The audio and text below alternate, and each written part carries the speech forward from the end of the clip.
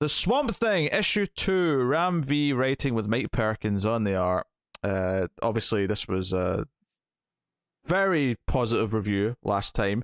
Yes. And dare I say that I'm not expecting anything that much different from this, and that it is fantastic. And we're about to tell you why it's fantastic. Are we though? I think so. We're going to try. No, yeah, we are. I'm not gonna lie. Matt tried to pretend he's not into this. This is great. Yeah. So Levi, we had the ending last time, or it was near the ending, where he's coming out of the tree in Central Park, but he's traveling to this desert in Arizona. Yeah, so Levi is with I've forgotten her name. Is it Stephanie? Well, no, maybe. I don't want to say no. Jennifer. There you go. Yeah, see, I was right. So he's with her, and he actually tells her about his experience, which obviously, and I like how she kind of reacts to this throughout the issue, where she says that she believes it because he believes it, but you kind of get the sense that she's sort of treating this like he's maybe he's just having nightmares and sleepwalking, but he's obviously experiencing this weird trip where he doesn't quite understand what's happening as he's being Swamp Thing in the desert. But we're seeing these glimpses that he's meeting this the Pale Wanderer, and Pale Wanderer is just murdering different victims, just murdering different people in the desert, and the Wanderer's trying to like turn him into kind of this elemental beast like he is throughout. Someone that's gone, given up their humanity to fully embrace what they are, and that's something that goes back through Swamp Thing. Yeah, and he actually looks up this, from what he recollects, he looks up these like crimes and like does find evidence of them, which is kind of the scariest thing for him in these early pages. And we get this kind of montage of the Wanderer killing a couple of different people in the desert in the title page. And because he tries to stop him every time, and he's unable to. Right? It's like he's out of his depth yet because he's not even 100% sure this is happening every time, right? Like no, I mean, he's fully convinced it's a dream. Is he actually trying to stop them? I mean, I guess he's reaching out his arm. Yeah. it's very passive though. I got this very kind of like passive, he can't really control it yet kind of thing. Yeah. Because he says he sees all of this stuff, and one night he offers me a piece from a new kill. My being aches for sustenance, water, sunlight, the earth, anything, but I refuse. Each time he walks into the night, leaving me a desiccated death. I know that if I'm to survive this one day, I will have to stop him. So yeah, he's almost more passive. Like he's almost a prisoner in this. Yeah, he doesn't accept the flesh. He says he needs to stop him, but he's not in control yet. There is still someone spying on. We'll get to that at the end because that's more the cliffhanger. Yeah.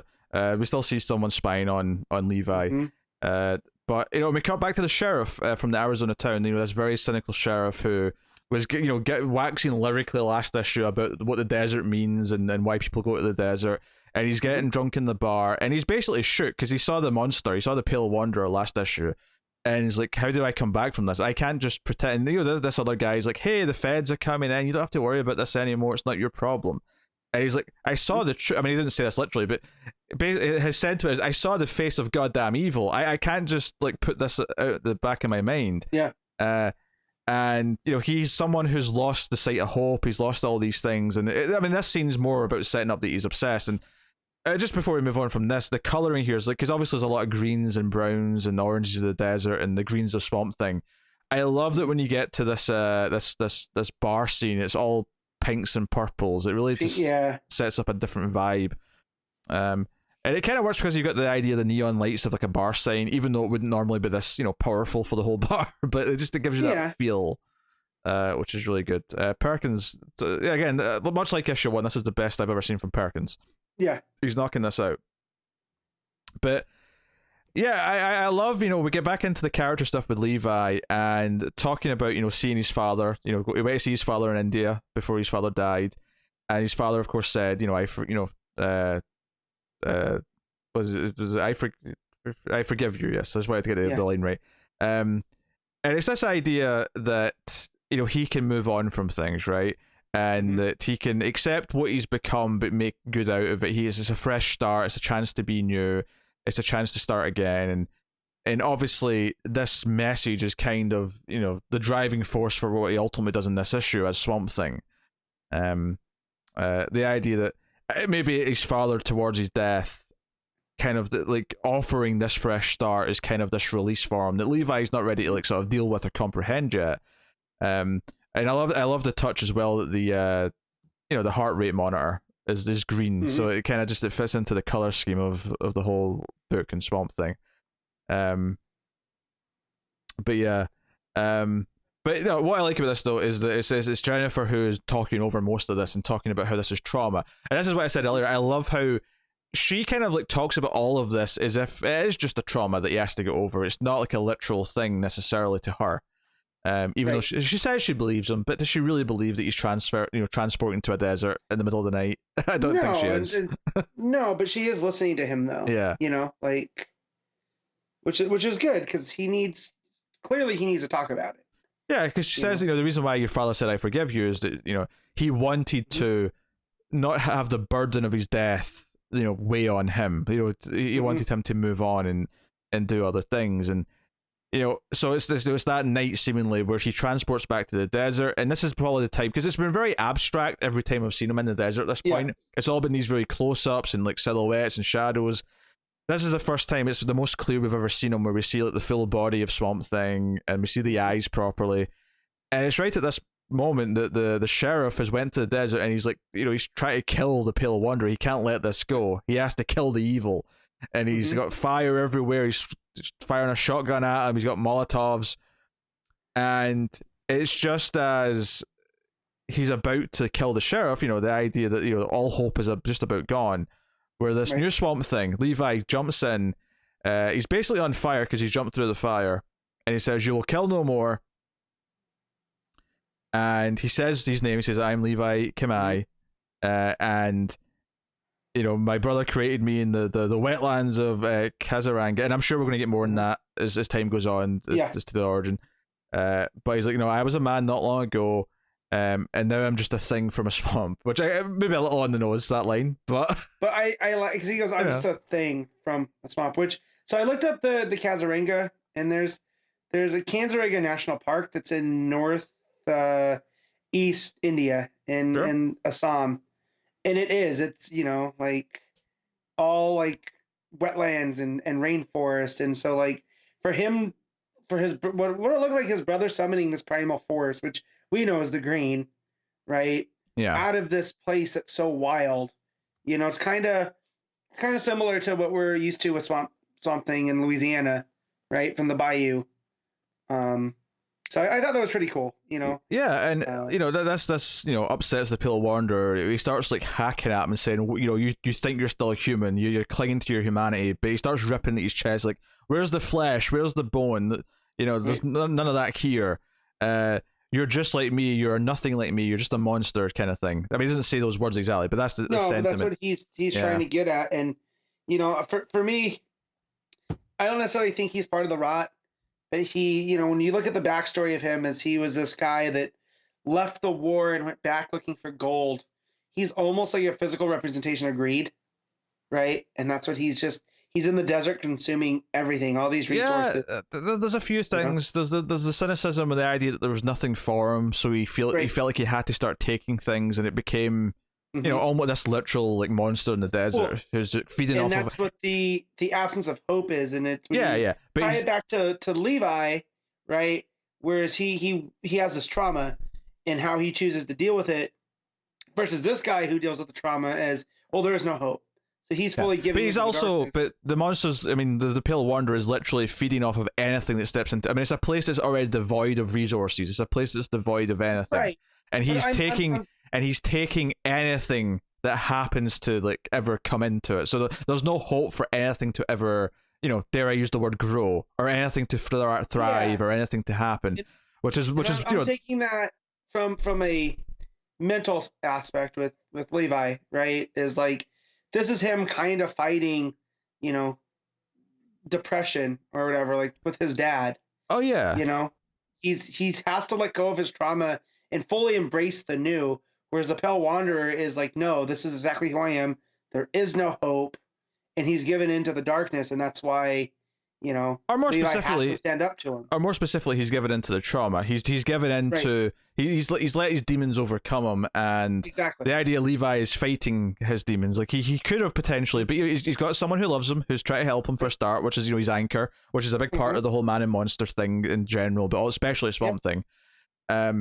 And basically, he says, I am the knowledge, I'm the green. He talks about how he can feel that millions of years ago, before this was a desert, it was thriving with life. There was green here. It wasn't always a desert. I mean, obviously it's millions of years. It's a long ass time ago, but it wasn't always this dead land. And he basically grows a giant ass tree out of the middle of the Pale Wanderer, in the middle of the desert. And this full page spread of this, and what's so good about it is obviously it's all about origins and stuff, mainly because it's the desert, but also because of the fire in the previous pages. And you get this full page spread of this giant tree with the purple sky behind it, and you have the reaction shot at the bottom of the sheriff looking back with, and this is the thing, it confirms it later on, but I kind of love this moment on its own where you can see in the art, this is how good the art is from Perkins in this issue.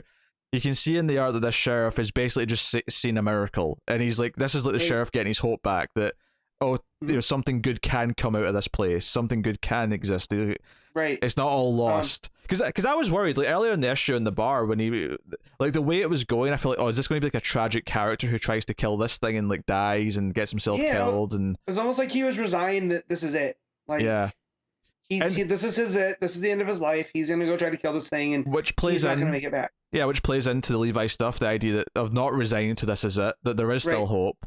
Well, and then on top of it, like just stylistically looking at it, this tree blows up and it looks like a mushroom cloud. It almost does, yeah. Which obviously, when you associate the desert with the testing and stuff like that, so there's some imagery there. Whereas the nuclear aspect of it, where this is a thing of destruction, this is a thing of life. Yes, and it's that idea as well that the whole point of this is to have something to prove that there can be something that can come out of nothing, out of this dead land. So it's like, I mean, it's a beacon of hope for the sheriff, but the idea that anyone can be inspired by this, that life can persist. I don't know. There's a lot of beauty in the darkness here, which is kind of what I love about Swamp Thing in general, which is why I like kind of the sadder, darker Swamp Thing stories, because when you have these moments where life does kind of like come through, it has this kind of, this strength to it. And when Jennifer gets up the next day, Levi's in a good mood, he's making breakfast, and she's like, hey, you have a good night's sleep? And he's like, not really. But we get the transition, because it's on the TV behind them, and it transitions into the news report. Because naturally, this has been picked up. There's this giant tree has sprouted. I do love in the middle of the Sonoran Desert. Yeah, but I love the detail here. Not only is a giant tree sprouted, it's an Indian tree. They mentioned that it's an Indian banyan tree. Yeah. I like that touch. And like the other cops like talking to the sheriff, and he's asking what happened here, and he just says it's a tree. It's a giant effing tree in the middle of the desert, and it's beautiful. And hell, and I don't know if they're going to bring Batman into the book, but we get reaction shots of various people around the DCU, and Batman's watching in the cave. But we get the final page is Prescott Industries, and this is who's been hiring the spies to spy on Levi. And he's got the file on him, and he looks down, and there's another file saying the Holland phenomenon in another folder. So this is someone who's studying the green. So I mean, it's kind of easy to say this is going to be the what's the character's name from Swamp Thing? From the Rot? Not the Rot. No. The businessman from oh god. He's Abby's uncle, Arcane. No, Arcane. I'm not talking about Arcane. I'm not thinking about Arcane. I'm thinking about the one who actually that tries to get Dr. Phosphorus involved in Alan Moore's run. I haven't read that, so I'm not sure. That's going to bug me. I'm going to look it up. What's your thoughts on the book? Go on, Matt. You. So I Sunderland Corporation came up when I read the last year. Sunderland. Yes, you said it. Sunderland. Okay. I didn't know if that was the name of the guy. Yeah, Sunderland. That's what I was trying to. My God. Here's the thing. I did not know that went back that far because to me, Sunderland was the one from the Mark Russell Digital First series that I read last year, when we didn't have any comics and DC started putting those out. So I started reading those, and that went to the point where, Swamp Thing ends up taking over, and wipes out Sunderland Corps, and so yeah. But this is mergers and acquisitions, so this is the Prescott Industries headquarters. So I feel like this is a new character, right? Because whatever they are, they're looking for the Green or Swamp Thing or whatever it is. I mean, it seems like a new character. Because what I was trying to say when I got into the wormhole of not remembering the name was that it was maybe a disservice just to assume it's the new Sunderland in terms of what they're going to be to Levi. But at the same time, it makes sense that someone will be looking into him, and we'll see kind of Avery Sunderland was the character's name that I was trying to remember. So no, I like that tease. I wasn't expecting the desert stuff to be kind of wrapped up more or less by end of. I mean, obviously, I assume this tree being there is still going to be brought up, and maybe there'll be more stuff. But I kind of feel like the story of the Pale Wanderer and the story of the sheriff who saw it, this could be the end of them, and I think that's fine. I think that's a perfect endpoint if that's where they leave them. But because I think it tells a really good story on its own. But obviously, a lot of this is, leading into wherever we're going with Levi now. I think Ram V's ascension in comics in the last year has been silly. I don't know how he rose up with so many great books as quickly as he has, but it's absolutely gobsmacking. And you mix that with the Perkins art, Perkins art, which is very moody, and it fits just the tone of the book. Because my first introduction to Perkins was the Lois Lane book that he did with Rucka. But his art really fits kind of that horror style. Well, that's not true. Horror tones. He did an arc in Green Lanterns. He did? He did. That's where I discovered him, and that's where I said, "Hey, I like this." I did not remember that. So yeah,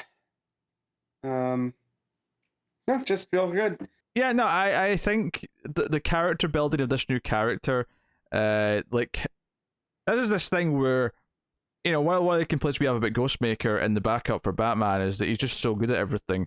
What makes this character so compelling is that he's so flawed and he's so unsure of himself. So when he actually pulls off something spectacular, which he does at the end of this issue, it is a genuine F yeah moment. You're kind of happy that he was able to do something so magical that will mean something to people.